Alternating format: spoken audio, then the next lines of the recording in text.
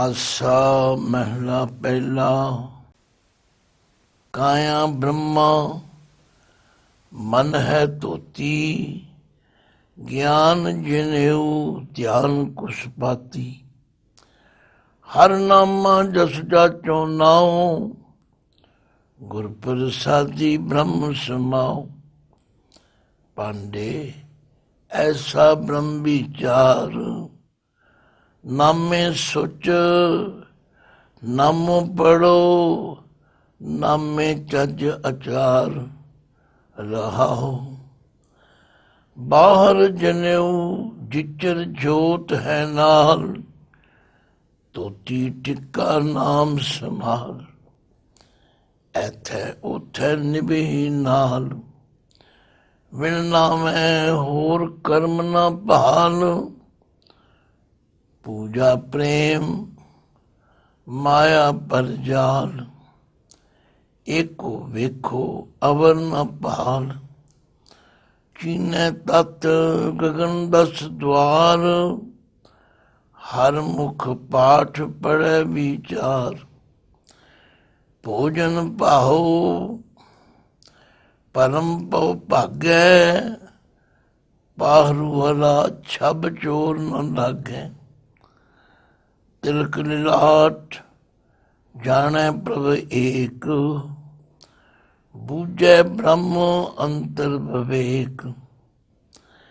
आचारी नहीं जीत्या जाए, पाठ पढ़े नहीं कीमत पाए। अष्टदशी क्यों भेद न पाया, नानक सतगुर ब्रह्म दिखाया। वाहिगुरु जी का खालसा, वाहिगुरु जी की फतेह। श्री गुरु नानक देव जी महाराज ਦਾ ਜੀਵਨ ਅਤੇ ਬਾਣੀ ਨੂੰ ਪੜ੍ਹਨ ਦੇ ਨਾਲ ਉਸ ਤਤ ਗਿਆਨ ਦੀ ਸਹਿਜੇ ਹੀ ਜਾਣਕਾਰੀ ਮਿਲਦੀ। ਭਾਵੇਂ ਸਤਿਗੁਰੂ ਜੀ ਨੇ ਬਹੁਤ ਛੋਟੀ ਉਮਰ ਵਿੱਚ ਵੀ ਜਦੋਂ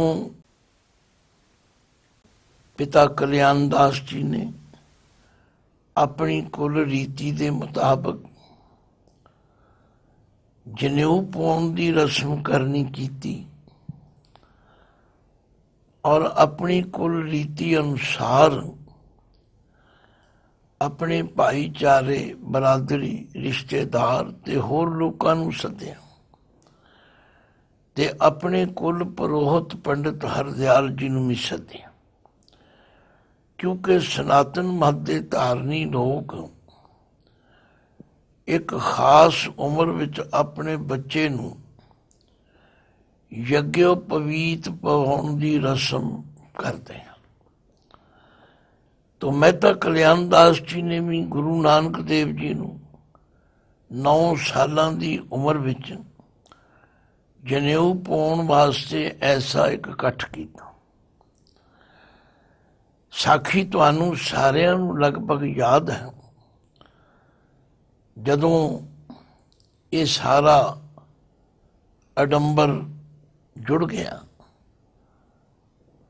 ਕੁਲ ਪੁਰੋਹਿਤ ਜੀ ਵੀ ਆ ਗਏ, ਬਰਾਦਰੀ ਵੀ ਇਕੱਠੀ ਹੋ ਗਈ।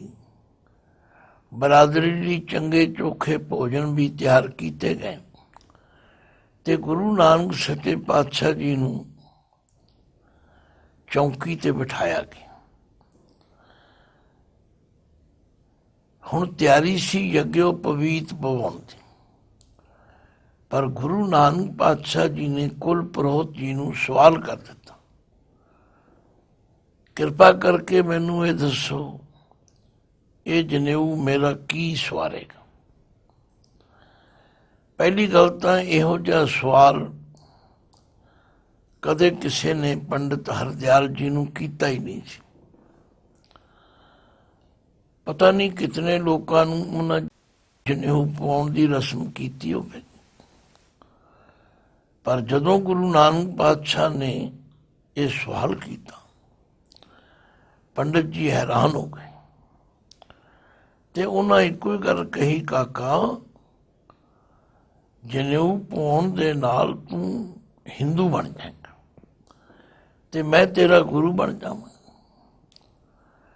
ਜਿਹੜੇ ਬਚਨ ਗੁਰੂ ਨਾਨਕ ਪਾਤਸ਼ਾਹ ਨੇ ਉਸ ਵੇਲੇ ਕਹੇ ਉਹ ਸਾਨੂੰ ਲਗਭਗ ਸਭ ਨੂੰ ਆਸਾ ਕੀ ਵਾਰ ਵਿੱਚ ਰੋਜ਼ ਸੁਣਨ ਨੂੰ ਮਿਲਦੇ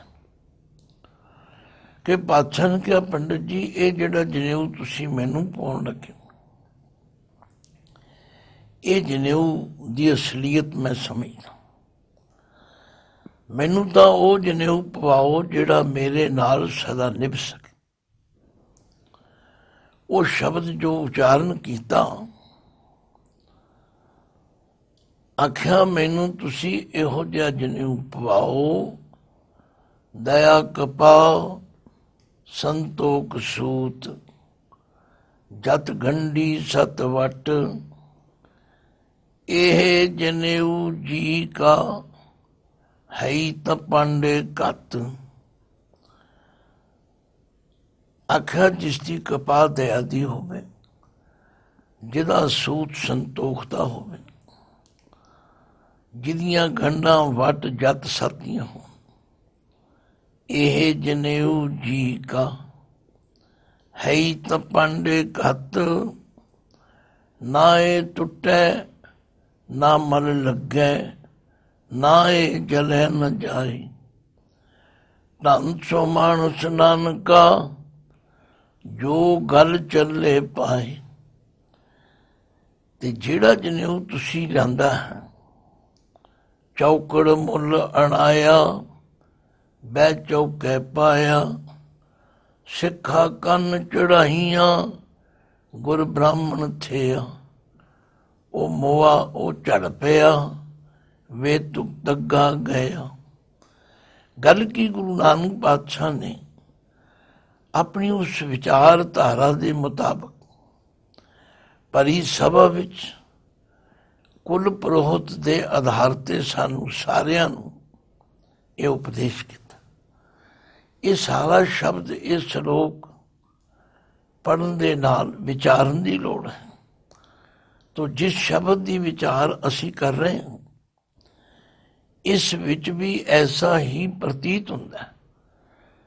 ਕਿਸੇ ਬ੍ਰਾਹਮਣ ਨੂੰ ਗੁਰੂ ਨਾਨਕ ਪਾਤਸ਼ਾਹ ਜੀ ਇਹ ਉਪਦੇਸ਼ ਕਰ ਰਹੇ ਨੇ, ਕਿਉਂਕਿ ਪਰਥਾਏ ਸਾਖੀ ਮਹਾਂਪੁਰਖ ਬੋਲਦੇ, ਸਾਂਝੀ ਸਗਲ ਜਹਾਨ ਹੈ। ਜਿਹੜੇ ਮਹਾਂਪੁਰਖ ਹੁੰਦੇ ਨੇ, ਉਹ ਭਾਵੇਂ ਕਿਸੇ ਇੱਕ ਵਿਅਕਤੀ ਨੂੰ ਸੰਬੋਧਨ ਕਰਕੇ ਕੋਈ ਸਿੱਖਿਆ ਦਿੰਦੇ ਹਨ, ਉਹ ਸਿੱਖਿਆ ਸਾਰੇ ਸੰਸਾਰ ਦੇ ਲੋਕਾਂ ਲਈ ਸਾਂਝੀ ਹੁੰਦੀ। ਤੋ ਇਸੇ ਤਰ੍ਹਾਂ ਇਸ ਸ਼ਬਦ ਦੇ ਅੰਦਰ ਗੁਰੂ ਨਾਨਕ ਪਾਤਸ਼ਾਹ ਜੀ ਨੇ ਰਹਾਉ ਦੀ ਪੰਕਤੀ ਵਿੱਚ ਗੱਲ ਇੱਥੋਂ ਸ਼ੁਰੂ ਕੀਤੀ। ਪਾਂਡੇ ਐਸਾ ਬ੍ਰਹਮ ਵਿਚਾਰ, ਹੇ ਪਾਂਡੇ, ਜੇ ਤੂੰ ਆਪਣੇ ਜੀਵਨ ਦੀ ਸਫਲਤਾ ਚਾਹੁੰਦਾ ਹੈ ਤਾਂ ਐਸਾ ਬ੍ਰਹਮ ਵਿਚਾਰ,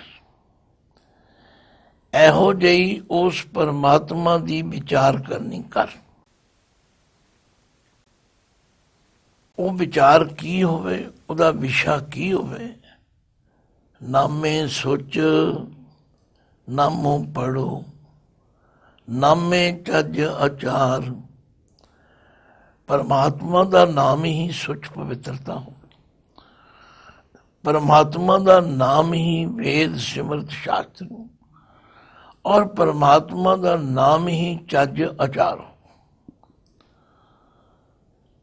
कहने का भाव इन्हां दिखावे दे कर्म कांडां नूं करन दा कोई फायदा।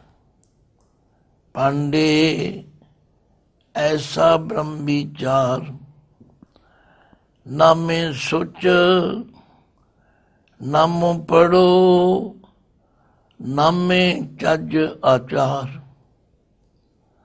यह है शब्द का केंद्री भाव। भाव परमात्मा का नाम जपना ही सब। काया ब्रह्मा मन है धोती। काया तो भाव है शरीर।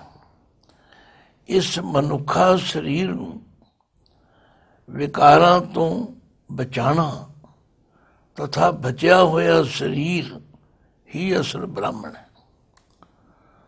मन है धोती, जिहड़ा मन है ਉਹ ਭੈੜੇ ਫੁਰਨਿਆਂ ਤੇ ਵਿਚਾਰਾਂ ਨੂੰ ਛੱਡ ਕੇ ਪਵਿੱਤਰ ਹੋ ਜਾਏ। ਇਹ ਉਸ ਬ੍ਰਾਹਮਣ ਦੀ ਧੋਤੀ। ਗਿਆਨ ਜਨੇਊ, ਪਰਮਾਤਮਾ ਦੀ ਹਸਤੀ ਦਾ ਗਿਆਨ, ਉਹਦੀ ਸਮਝ ਪ੍ਰਾਪਤ ਕਰਨੀ, ਇਹਨੂੰ ਜਨੇਊ ਬਣਾ। ਧਿਆਨ ਕੁਸ ਪਾਤੀ, ਕੁਸ ਪਾਤੀ, ਕੁਸ਼ਾ ਦੀ ਪਾਤੀ, ਦੱਬ ਦਾ ਛੱਲਾ ਜੋ ਚੀਚੀ ਦੇ ਨਾਲ ਦੀ ਉਂਗਲੀ ਤੇ ਪਾਈਦਾ। ਕੋਈ ਪੂਜਾ ਆਦਿਕ ਦਾ ਕਰਮ ਕਰਨਾ ਹੋਵੇ ਤੇ ਬ੍ਰਾਹਮਣ ਆਪਣੇ ਜਜਮਾਨ ਨੂੰ ਉਹ ਦੱਬ ਦਾ ਛੱਲਾ ਜਿਹਾ ਬਣਾ ਕੇ ਪਾਉਂਦਾ। ਆਖਿਆ, ਹੇ ਪੰਡਤ, ਜੇ ਤੂੰ ਆਪਣੇ ਜੀਵਨ ਨੂੰ ਸਫਲ ਬਣਾਉਣਾ ਹੈ, ਕਾਇਆ ਬ੍ਰਹਮਾ ਮਨ ਹੈ ਧੋਤੀ। ਇਹ ਜਿਹੜੀ ਕਾਇਆ ਵਿਕਾਰਾਂ ਤੋਂ ਬਚੀ ਹੋਈ ਹੋਵੇ ਉਹ ਹੈ ਬ੍ਰਾਹਮਣ, ਔਰ ਜਿਹੜਾ ਮਨ ਭੈੜੇ ਵਿਚਾਰਾਂ ਤੋਂ ਰਹਿਤ ਹੋਵੇ ਉਹ ਹੈ ਧੋਤੀ। ਤੇ ਪਰਮਾਤਮਾ ਦੇ ਗੁਣਾਂ ਦਾ ਗਿਆਨ ਪ੍ਰਾਪਤ ਕਰਨਾ ਇਹ ਹੈ ਜਨੇਊ। ਤੇ ਹਰ ਵੇਲੇ ਮਾਲਕ ਨੂੰ ਹਾਜ਼ਰ ਨਾਜ਼ਰ ਸਮਝਣਾ ਇਹ ਹੈ ਕੁਸ਼ਪਾਤੀ। ਹਰ ਨਾਮਾ ਜਸ ਜਾਚੋ ਨਾਉ, ਹਰ ਨਾਮਾ ਜਸ ਜਾਚੋ ਨਾਉ। ਹਰੀ ਦੇ ਨਾਮ ਦਾ ਜਸ ਕੀਰਤੀ ਕਰਨੀ ਤੇ ਹਰ ਵੇਲੇ ਪਰਮਾਤਮਾ ਦੇ ਨਾਮ ਨੂੰ ਜਾਚਣਾ, ਮੰਗਣਾ। ਗੁਰ ਪ੍ਰਸਾਦੀ ਬ੍ਰਹਮ ਸਮਾਉ। ਇਉਂ ਗੁਰੂ ਦੀ ਕਿਰਪਾ ਦੇ ਨਾਲ ਬ੍ਰਹਮ ਦੇ ਮਮੇ ਨੂੰ ਸਿਆਰੀ, ਬ੍ਰਹਮ ਵਿੱਚ ਸਮਾਓ, ਇੱਕ ਮਿਕਤਾ ਹਾਸਲ ਕਰ। ਭਾਵ ਉਸ ਬ੍ਰਹਮ ਦੇ ਨਾਲ ਆਪਣੇ ਆਪ ਨੂੰ ਇੱਕ ਮਿਕ ਕਰ ਲਓ। ਪਾਂਡੇ ਐਸਾ ਬ੍ਰਹਮ ਵਿਚਾਰ, ਨਾਮੇ ਸੋਚ ਨਾਮੋ ਪੜੋ, ਨਾਮੇ ਚੱਜ ਆਚਾਰ। ਤੋ ਗੁਰੂ ਨਾਨਕ ਪਾਤਸ਼ਾਹ ਨੇ ਬ੍ਰਾਹਮਣ ਦੇ ਉਹਨਾਂ ਸਾਰੇ ਕਰਮ ਕਾਂਡਾਂ ਨੂੰ, ਉਸ ਦੀਆਂ ਜਿਤਨੀਆਂ ਦਿਖਾਵੇ ਦੀਆਂ ਚੀਜ਼ਾਂ ਨੇ, ਉਹਨਾਂ ਨੂੰ ਪਰਮਾਤਮਾ ਦੇ ਨਾਮ ਨਾਲ ਜੋੜੇ। ਫਿਰ ਬੜੀ ਦਲੀਲ ਨਾਲ ਸਮਝਾਇਆ, ਹੇ ਪੰਡਤ, ਬਾਹਰ ਜਨੇਊ ਜਿਚਰ ਜੋਤ ਹੈ ਨਾਲ।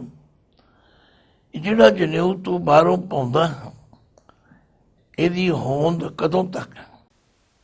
ਜਦ ਤੱਕ ਸਰੀਰ ਦੇ ਅੰਦਰ ਜੋਤ ਮੌਜੂਦ ਹੈ।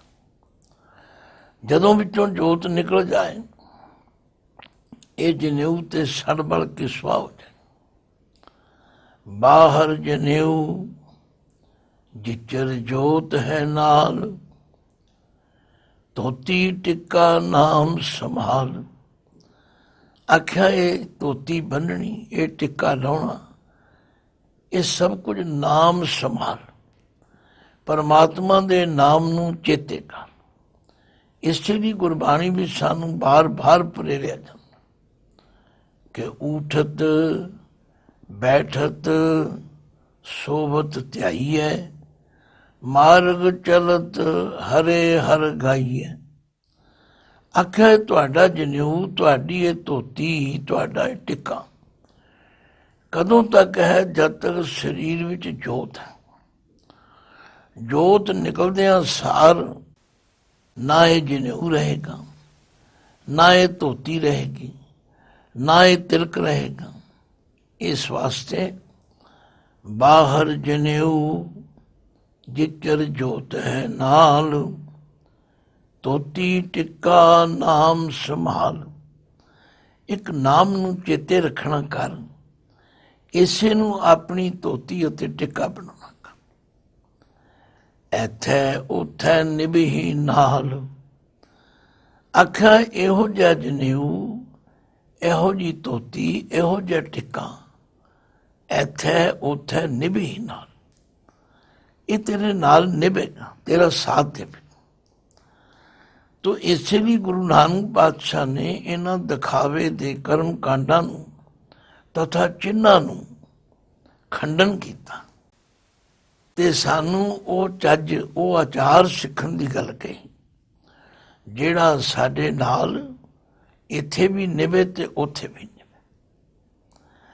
ਬਾਹਰ ਜਨੇਊ ਜਿਚਰ ਜੋਤ ਹੈ ਨਾਲ, ਧੋਤੀ ਟਿੱਕਾ ਨਾਮ ਸੰਭਾਲ, ਇੱਥੇ ਉੱਥੇ ਨਿਭੀ ਨਾਲ, ਵਿਣ ਨਾਵੇਂ ਹੋਰ ਕਰਮ ਨਾ ਭਾਲ। ਆਖਿਆ ਬਿਨਾਂ ਪਰਮਾਤਮਾ ਦੇ ਨਾਮ ਤੋਂ ਹੋਰ ਕਰਮ ਕਾਂਡਾਂ ਵਿੱਚ ਨਾ ਫਸਣਾ ਕਰ। ਇਹ ਸਭ ਕਰਮ ਕਾਂਡ ਜੋ ਹਨ ਇਹ ਦਿਖਾਵਾ।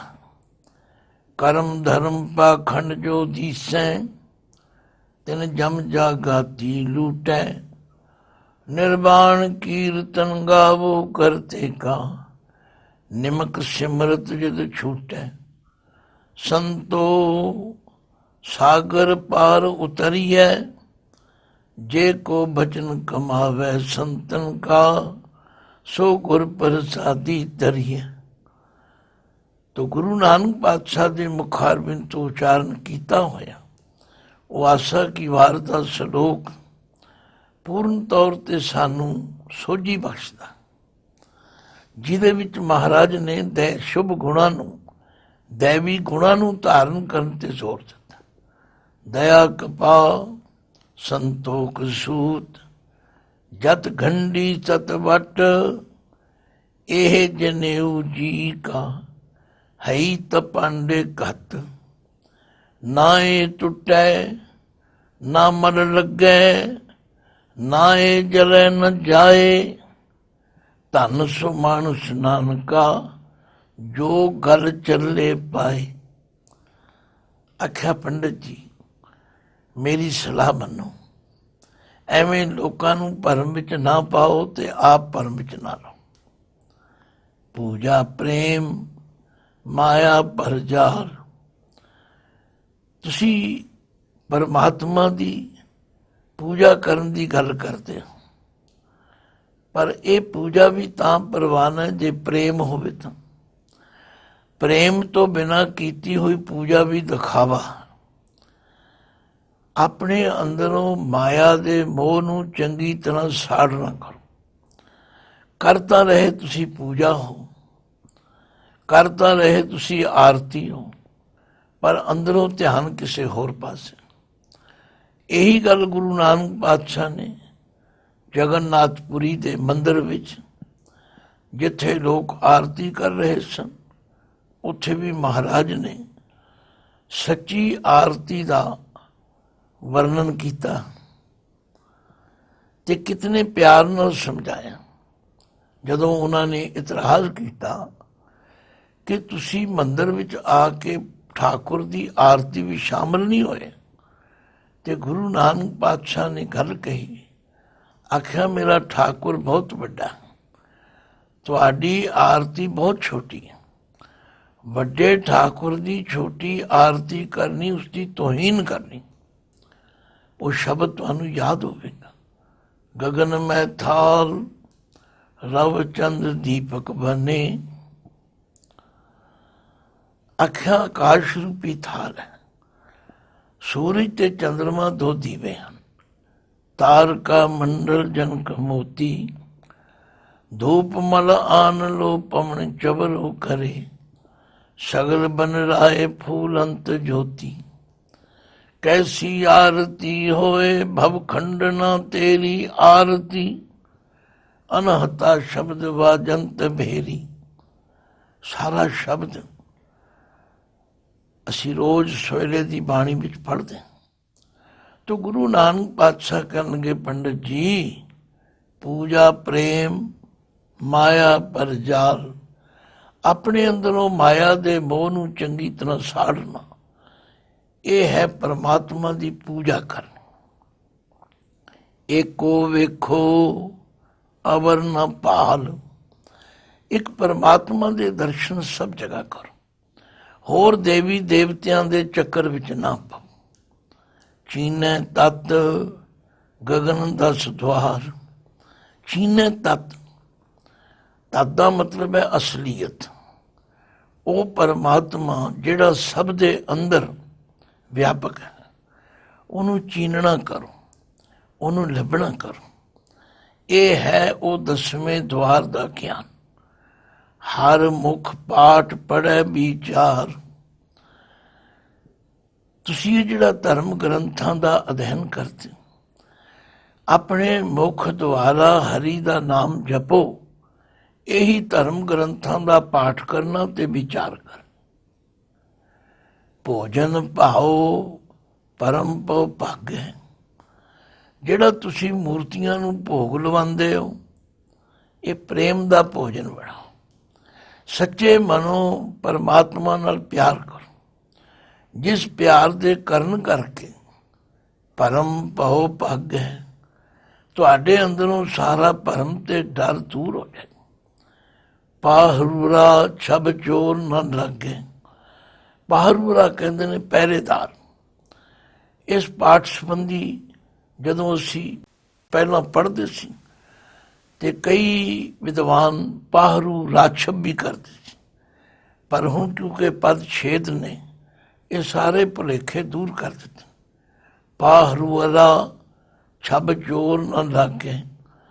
ਜੇ ਪਰਮਾਤਮਾ ਤੁਹਾਡਾ ਰਖਵਾਲਾ ਬਣ ਜਾਏਗਾ ਤਾਂ ਫਿਰ ਇਹ ਸ਼ੁਭ ਗੁਣਾਂ ਦੀ ਜਿਹੜੀ ਛੱਬ ਹੈ, ਇਹਨੂੰ ਕਾਮ ਕ੍ਰੋਧ ਲੋਭ ਮੋਹ ਅਹੰਕਾਰ ਚੋਰ ਨਹੀਂ ਲੱਗ ਸਕਦਾ।